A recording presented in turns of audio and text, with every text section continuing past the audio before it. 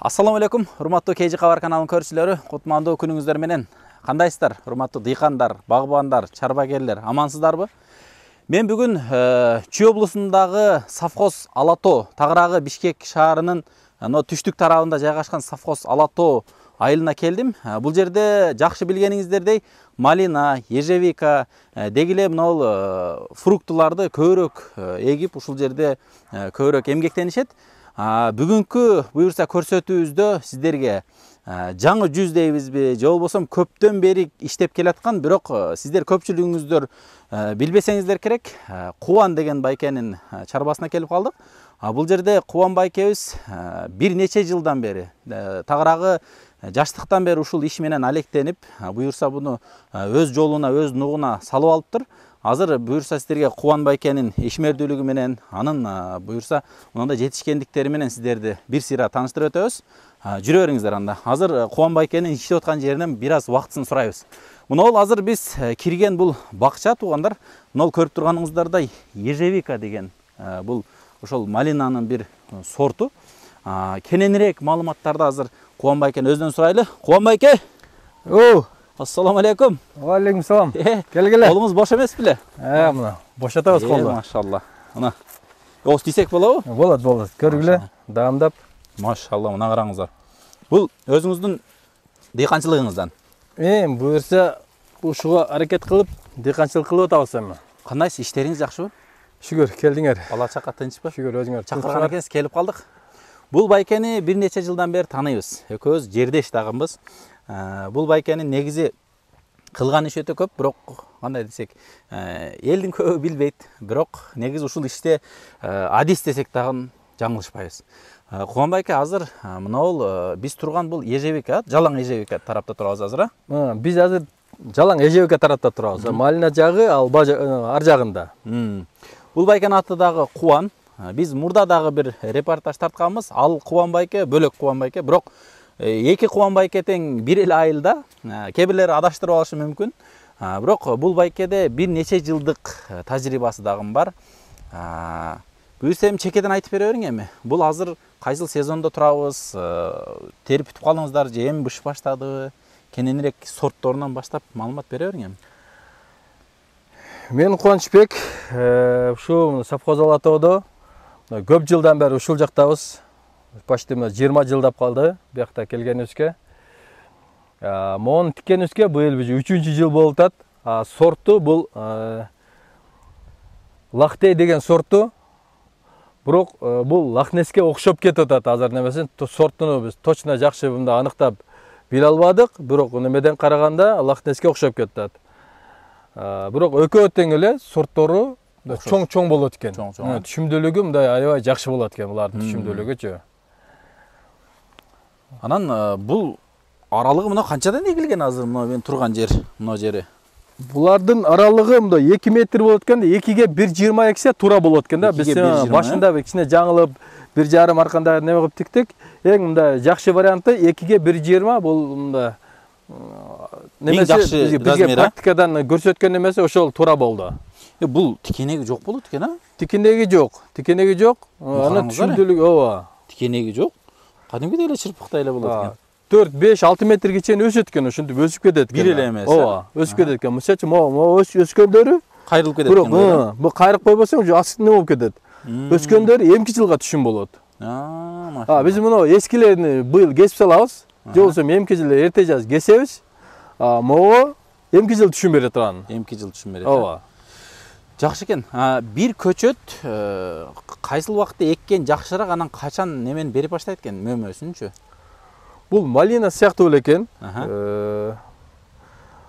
Малина сыяктуу экен. Малинадан айырмачылыгы малинага караганда 2 эсе түшүмдүүлүгү жогору болот экен. 2 эсе түшүмдүүлүгү жогору. Анан тикенеги жок, тергенге удобный экен. Мисалы үчүн ушул жер, например, ушул жер ушунчалык эки жагы тең, полный жиш, ушунтип баада түшүмдүүлүгү мындай неме алат экен, көп алат экен дагы. Кишилер ушу ордунан жылбай эле тере берет экен да. Мисалы үчүн малинаны бизде тергендер 100 банкага чейин терсе, бир күндө бир киши. Муногуну 300 банкага чейин терет экен. 3 эсе демек. 250-300 банкага чейин терет экен да. Жакшы экен. Азыр 3 жылдан бери эме кылып атабыз дейсиз. Азыр быйылкы эсебиңиз боюнча мындай ойлогонуңуздай чыктыбы? Эми быйылгы биз ойлогондон жогору болду. Жогору болду. Потому что биз 3 жылдыктан момундай берет деп биз ойлогон эмес элек. Ооба. Эми мында неме экен? Биз өзүбүз да таң калдык. Ушунчак баягы түшүмдүүлүгү баягы жогору болду да. Жогору болду. Биз баягы эми интернетте многу эжемалинаны эжебике өзү. Эжебике бирок биякта биз эжемалина деп калганбыз. Бүт бардыгыбызчы. Термин ошондой болуп калды. Ооба, термин ошондой болуп калды. Бирок өзү бул эжебике. Эжебике. Анан многуну биз мурда интернеттен көрүп мындай ишенч эмес элек да.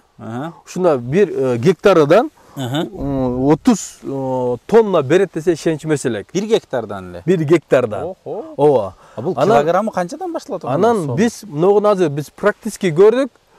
Бул мен жарымын айтсам 15 тонна, бул буюрса 100%. 15 тонна бериши. Ооба, бериши 100%. Мында коркпой эле. Коркпой эле. Практикада. Анан ооба, практика.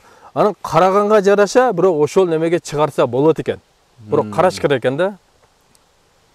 Демек, бир көчөтү канчага чейин китебинде жазылган? Бир көчөт. Бизде азыр почти 20 килограммдай почти берди да. Бир көчөт. Анан немесичи, убактысы кайсы убакыттан баштап түшүм берип, терип баштайсыздар, кайсы убакытка чейин? Могунун дагы бир плюс жери, мисалы үчүн, бул июлдун башынан башталды биздики. Июлдун башынан. Мен быйылкын эле айтайын, июлдун башынан башталды. Азыркы убакытта 20 август болуп атат. 2 ай кетип атат.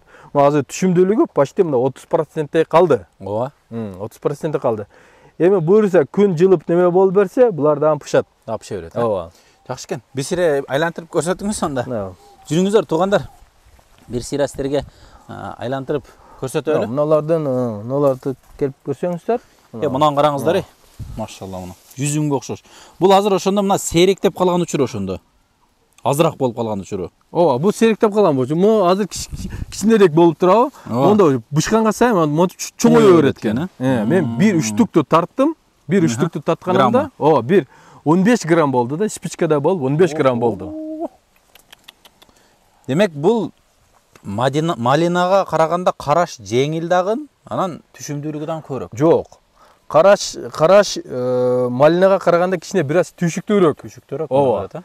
Түшүктүүрөөк деген мисалы үчүн мондо шпалера немелерди жазаш керек. Жазабасаң бул жерде жыгылга түшүм ала албай каласың. Ошон үчүн малинаны мисалы үчүн шпалера койбосоң дагы түшүмдү аласың да. Өзүн-өзү көтөрөт деген. Многудан андай болбойт. Бул жерде калса түшүмдөрү тебеленип, жакшы бышпай калат. Бул мынтип күн көрүш керек. Эки жагынан жок, мындай шамалдап туруш керек да. Ошондой немелери бар. Мунун бир плюс жери мисалы үчүн школьниктерге каникул убакта, ысык убакта бышы бүтөт экен да. Ошол жери жакшы болуп атат. Мисалы үчүн сентябрга чейин, сентябрда 15ге чейин бүтөт. Уже сууга калбайт экен да. Сууга калбайт. Ооба. Анан немеси көбүнчө спрос каяктан болот буга? Спрос азыр аябай көп. Спрос мисалы үчүн быйыл биз көп жолу Россияга, Казакстандарга жөнөттүк. Ооба, жөнөттүк. Анан биздики просто кичине бир аз внимание берип караганыбызга, мында чоң болуп, качество жакшы болду дагы, товарный вид жакшы болуп, мында келип көргөндөр сразу эле мында алып кетип атты да. Азырга чейин мында спрос аябай көп. Жакшы.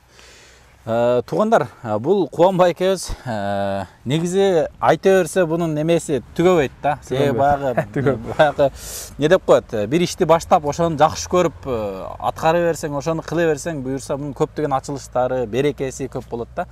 Анан бул малинадан караганда бир аз түйшүктүүрөөк дедиңиз да. Анан эмесини сурайын дедим эле. Буну азыр мисалы мына ежевикалардын акыркысын сатып бүтсөңүз буюрса, анан көчөттөрүнө дагы кайсы убакытта эгилет, качан же көчөттөрүнө сатпайсызбы? Жок, көчөттөрү сатылат. Көчөттөрүн жылда эле сатып келебиз. Көчөттөрү ноябрдын башыдан, октябрдын аягынан, ноябрдын башыдан уже көчөттөрү продажага чыгат. Анан успеть этпей калганыбыз уже эрте жазда сатылат. Эрте жазда. Бирок эрте жаз болушунча эртерээк. Эртерээк. Кыш чыгары менен. Ооба, кыш чыгары менен жерден уже мындай ала турган болгондо, тиге турган болгондо уже неме кылыш керек, аракет кылыш керек. Жакшы. Анан мен угушумча мына ежевиканын кышта бир аз жакшыраак сакташ керек деген дагы немелерин угам да. Ушуну кандай ушун заманда? Ооба.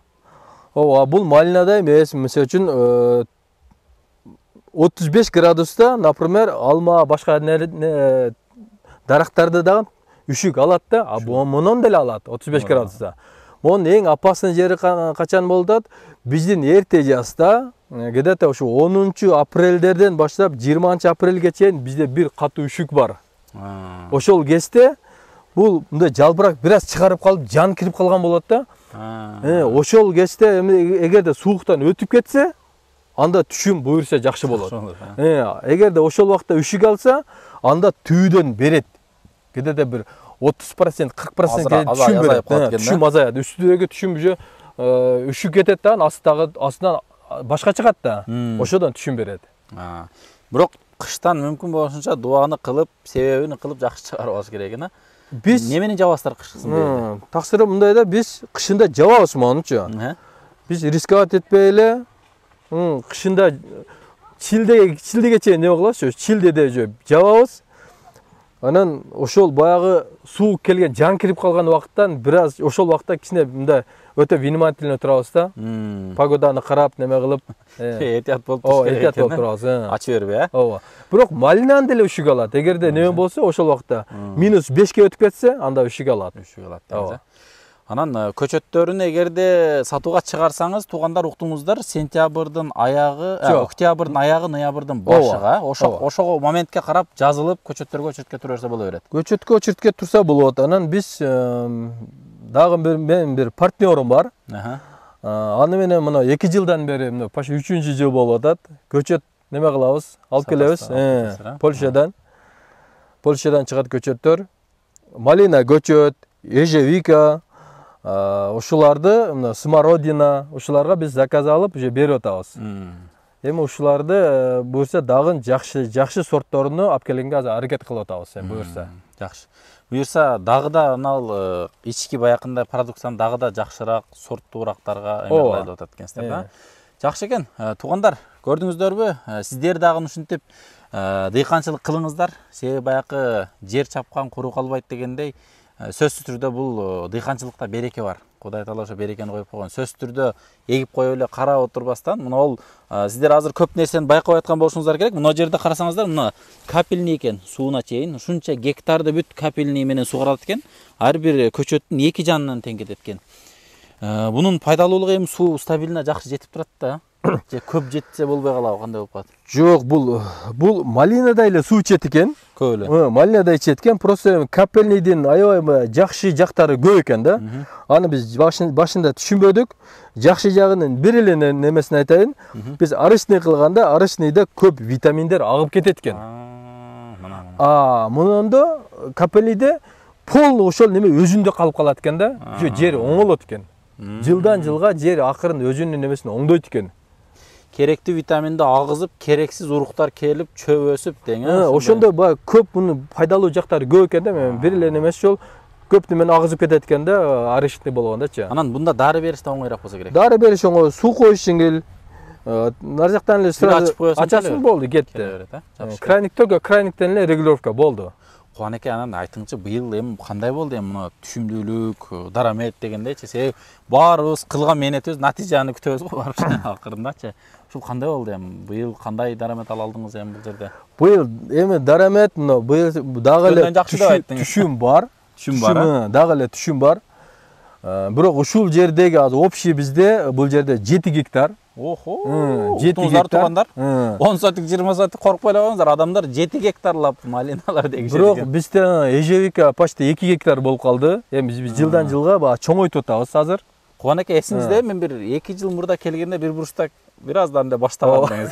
Азыр мындай лабиринтке окшоп адаша турган болуп калыптыр. Биз азыр дээрлик мына бул ежевиканын орто жеринде турат экенбиз да, туугандар. Биз мыногу жер азыр мыногу жер эми мындай чач-чач болуп бөлүнгөн да.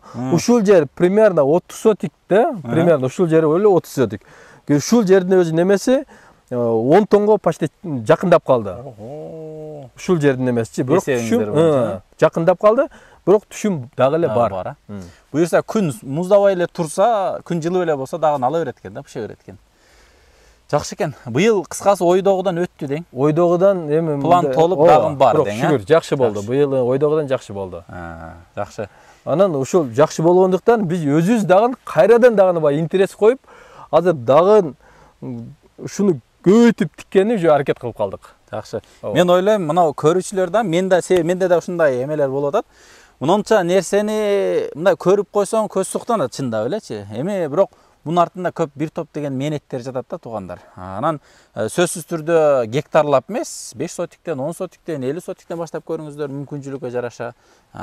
Биз Кыргызстанда эле турабыз, келип, сурап, дайым клиент болуп дегендейчи. Жок, келсин. Сбыттарын сурап, эми бул баягы кандай десем, баягы мусулманга өзүгө каалаган жакшылыкты башка бирөөнө кааламайча толук момун, ыймандуу боло албайт дегендей. Бул байкебиз дагы көптөн бери тааныйбыз. Буюрса сиздерге дагы эме болсун деп, пайдасы тийсин деп кенен маалымат менен бөлүшүп атат. Анан быйыл канча сомдун тегерегинде болду эми мына ежевика?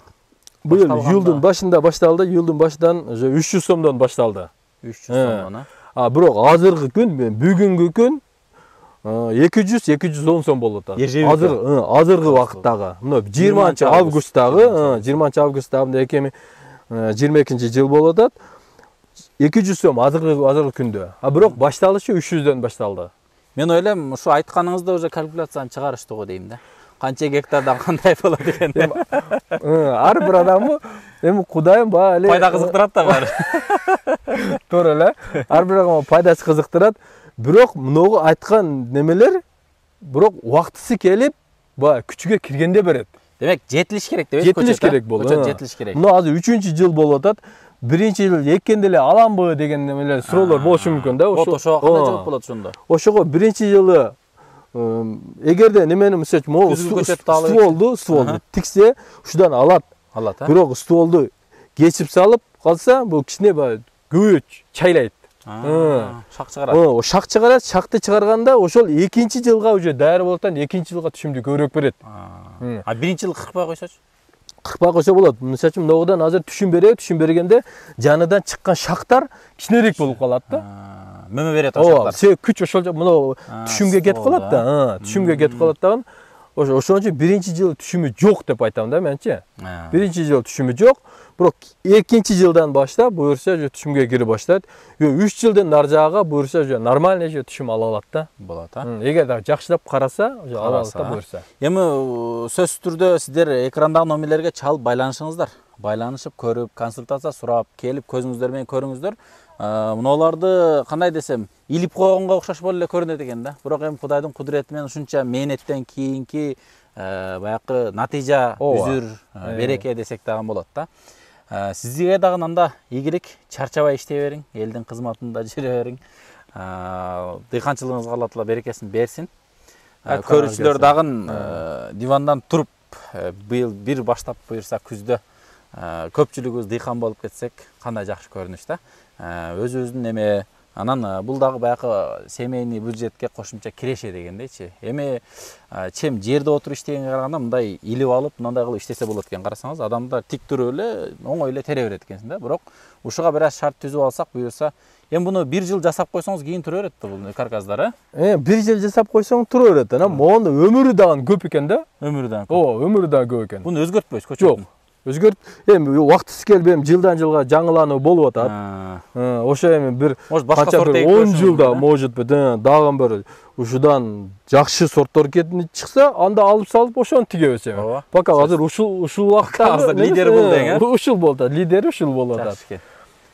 Эми просто ар бир кишидечи таксырым, ар бир кишиде жери бар да, 1 сотик, 5 сотик, 10 сотик. Бирок тигип койсо, эгерде 5 сотикке тиксе, мындай өзүнүн семейный бюджетini көтөрөт. Вактысы келгенде көтөрөт. Буну жылда тикпейт, неме кылбайт, бир өзүгө келтирип карап койсо, көтөрөт демечи. Бирок спрос буга аябай жакшы. Себеби ежевиканы өзүңүздөр дагы бир барып, эми бул азыр мына дыйканчылык баасын айтып атат да, дыйканчылык дагы ушундай баа. Эгер базарда болсо анда бир топ эле кымбат да. Ошо нерсени сиздер эми буну биз экспорттоо деңгээлине жетип алсак кандай жакшы нерсе. Ошон үчүн 200 тонна сөз түрдө алып көбөйтүңүздөр туугандар. Себеби бул дыйканчылык ушундай бир береке жааган нерсе. Алыңыздар, көбөйтүңүздөр, байыңыздар, жакшынакай бекем үй бүлөлөрдү куруп жашаңыздар. Саламатта туруңуздар туугандар. Ассаламу алейкум.